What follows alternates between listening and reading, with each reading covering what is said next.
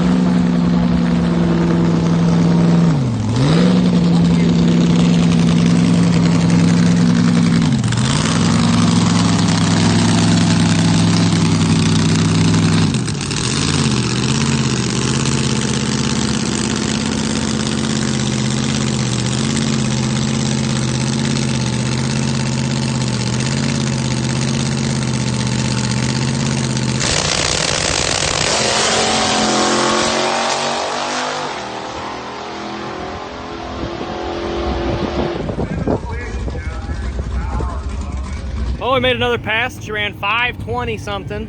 And I get back to the staging lanes, or at the end, and the trans brake up underneath it here ain't clicking anymore. And our pin is missing, so it must have shot inside the tranny,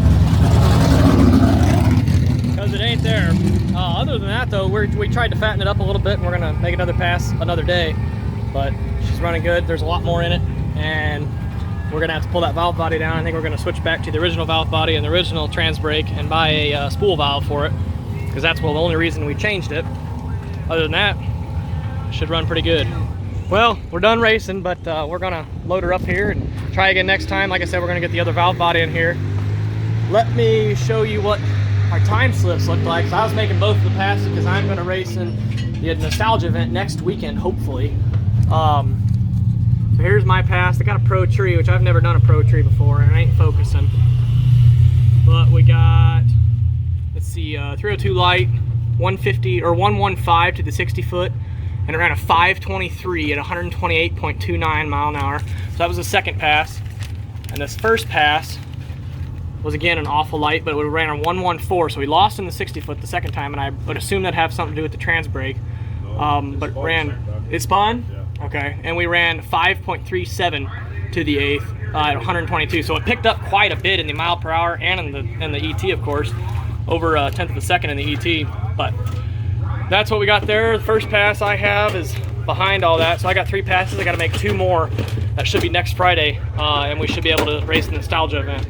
We're gonna do some fixing here this week and get her back out next weekend and see what she does. Okay, we made the drive back home. It's Wednesday now, and we just figured out what we're gonna go do with our transmission here. So we had, let's see, we dropped the pan and the pin that sits in the trans brake solenoid. Where's our extra solenoid?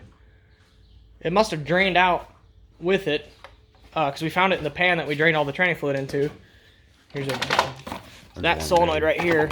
That pin, well no, that's a spool valve. The pin sits right in there. And then, so that was missing, but we found it.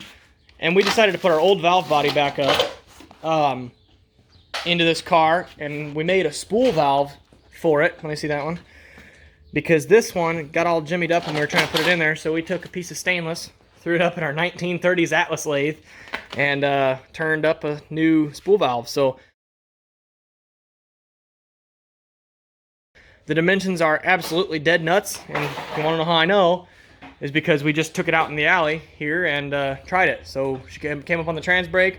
We gave her 100 more RPM on the burnout, and checked the timing, checked everything, checked tranny fluid. Everything's good to go. We're good to go for this nostalgia event coming Friday and Saturday.